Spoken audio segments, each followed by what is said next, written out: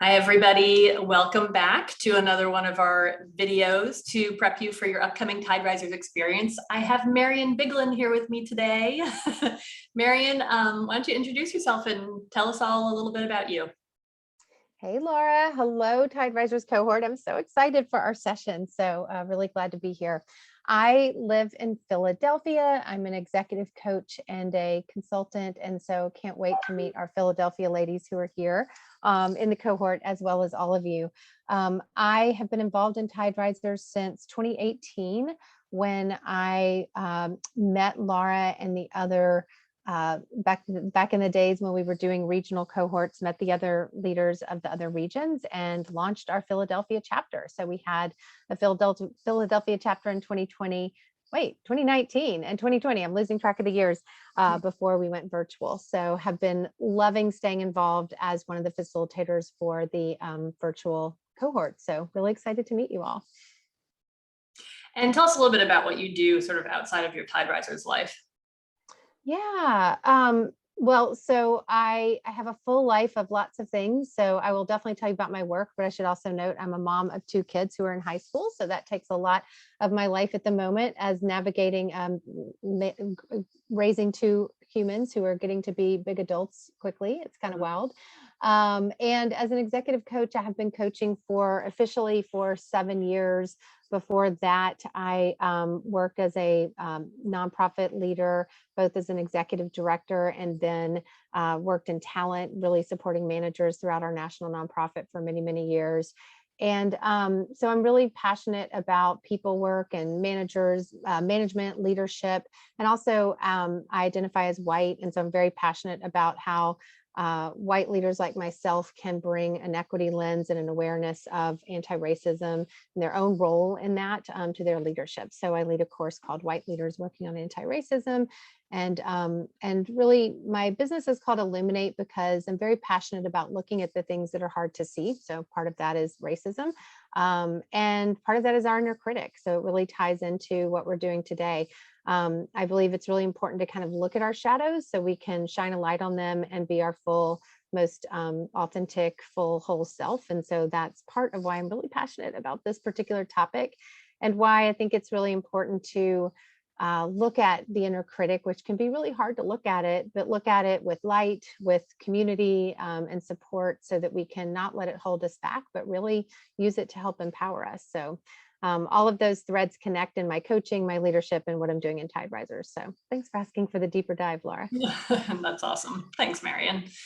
So yeah, maybe if you could just give us your definition of the inner critic. And I'd also love it because I think we hear a lot about inner critic. We also hear a lot about imposter syndrome. And I just love to hear your sort of like take on what the relationship is between the two. And also like, why is it important to look at it? Yeah, so imposter syndrome is this term that has been thrown around a lot, and there's some really awesome resources and articles about like we need to stop using that term, and we can send those out as post work for sure.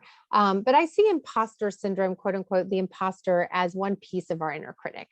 So, and I've learned a lot of this through my coaching and, there's a lot of books out there and a lot of psychology around this. So I'm by no means like an expert, I'm a student of it, but I'm excited to kind of share what I've learned about it with you all through my work. And so what I've learned about the inner critic is it is our psychological immune system. It is the thing within us that is actually there to keep us safe.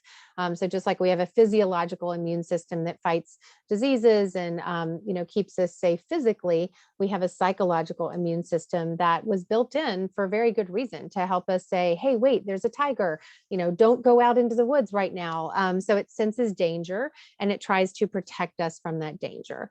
But what we know from the modern world is that it doesn't really it's not very good at analyzing like actual threat. And so sometimes it is, and sometimes there will be an actual threat, but it's also like the messages we've gotten through growing up in this society as female identifying people. We've gotten a lot of messages about the space we're allowed to take up, how people are perceiving us. So much of the inner critic is that psychological immune system sensing threat that may that often is there only because of, how we have been socialized in the world with our identities. And a lot of times it's based on an outsized fear, right? And it's like, so it's in our heads telling us, don't do that. You're not going to be okay. Don't do that. You're going to get hurt. Don't do that. People won't like you. It can show up in all these different ways. The imposter will show up telling us that we're not worthy of being there, right? So that's why I think of the imposter as one lens of the inner critic. I'm a people pleaser, and so my inner critic often shows up with, they won't like you. You'll lose this relationship. People will think you're not smart. People will think XYZ, right? So that's kind of one lens of it, but the imposter is another lens where it's like, you're not good enough, you're not worthy, you shouldn't be here, right? So I see it as a slice of the broader immune system trying to protect us. Yep, that's really helpful. Thank you. One of the homework assignments we're giving you to prepare for this session is to really spend time listening to your inner critic. And there is a little bit of a risk with this assignment, right? So like, we are asking you to give it even more airtime, even more voice within your head.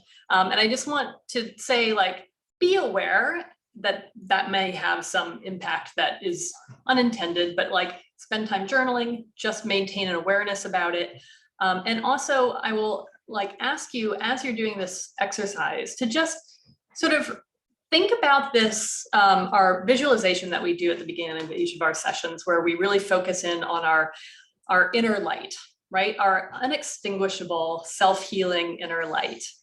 And see if you can visualize drawing upon that light to help counteract whatever effect giving your inner critic more voice may have on you.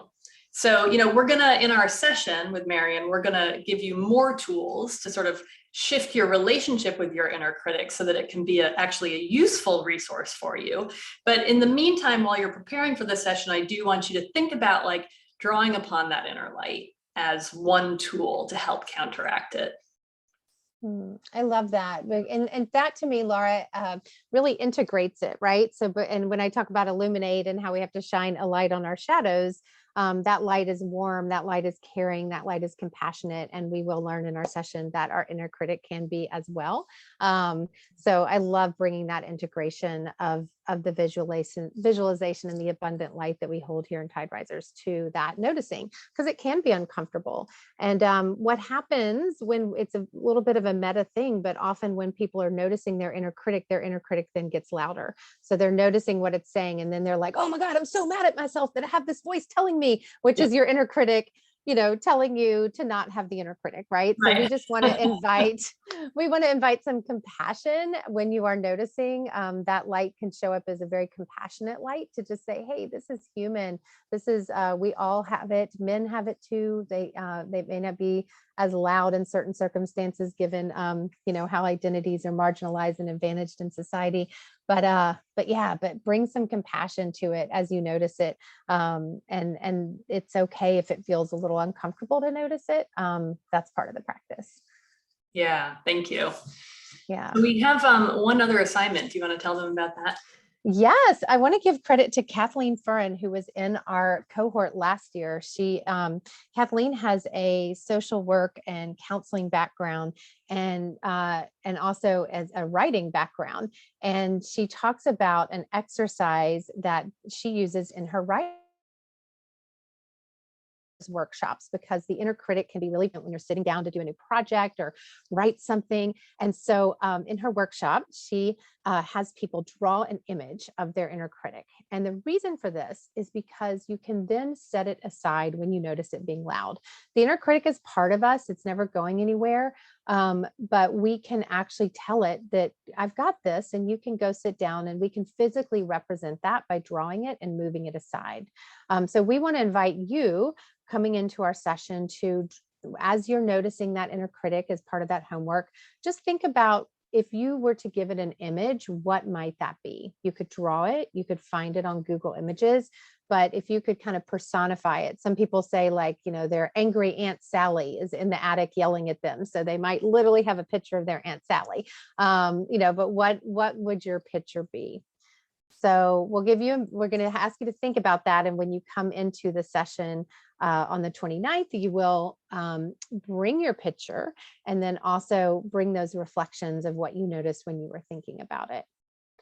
So Lara and I have prepared ours. We thought it would be best if we went first and showed you our images of our inner critics. Yeah, do you want to go ahead, Lara? Okay, yep, I'll do it. So my inner critic often says to me, nobody wants to hear what you have to say. Like you don't have anything interesting, you don't have anything new to say. Why don't you just sit down and stop talking? And as I sort of went through this exercise myself, trying to like kind of personify that voice, I decided it was like a kind of scraggly old wizard who's very wise, like he's wise and powerful and he knows a lot and he's studied a lot and he has all the like right credentials and qualifications and everything. And he looks, if you can see, like really bored with me and it's just sort of like, just sit down, little girl, basically. That's my inner critic. Nice. Yep. Tell us about yours, Marion. Thanks, Lara. Well, as I thought about an image for it, I thought of the Tasmanian Devil from the old Looney Tune cartoons. So I went on Google Images and I found the Tasmanian Devil, and this is a black and white version of him, but he's yelling. And so mine shows up a lot when I am when I'm feeling like it's a little bit of an imposter syndrome, but it's connected to the people pleaser too, where it's like, oh, you're going to fail, you're not good enough, and then people won't like you. So this is like, don't do it. Like you suck. And who do you think you are to be able to do this? So it's really loud and big teeth and very scary, but also kind of funny.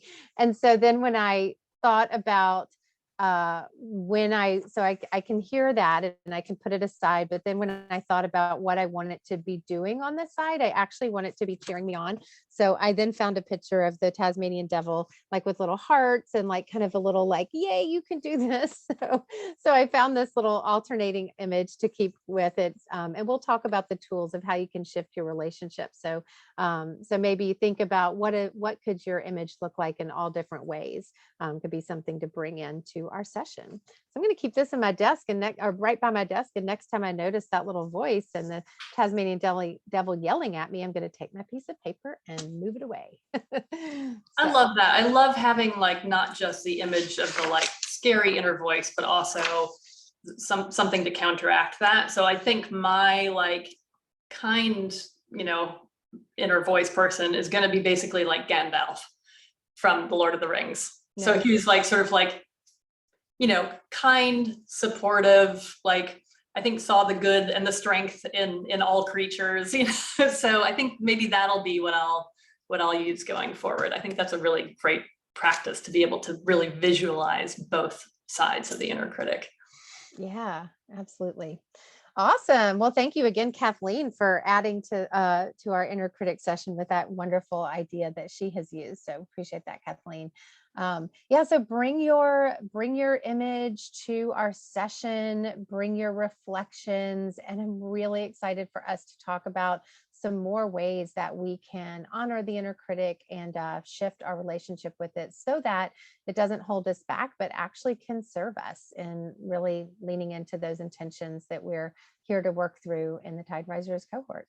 Yeah, I'm really excited about this session. And just so all of our cohort members know, the reason why I keep bringing Marion back for this session again and again is because she's fabulous and she does such a great job with this, but also because Marion was the one who really helped me fundamentally shift my experience of my inner critic through, a kind of visualization process that I found to be so helpful. So I really appreciate that you did that for me a few years ago, Marion. And I love that we're able to bring that to the rest of our community. So thank you for doing this for us again, Marion. And we're so excited to see you all in our session.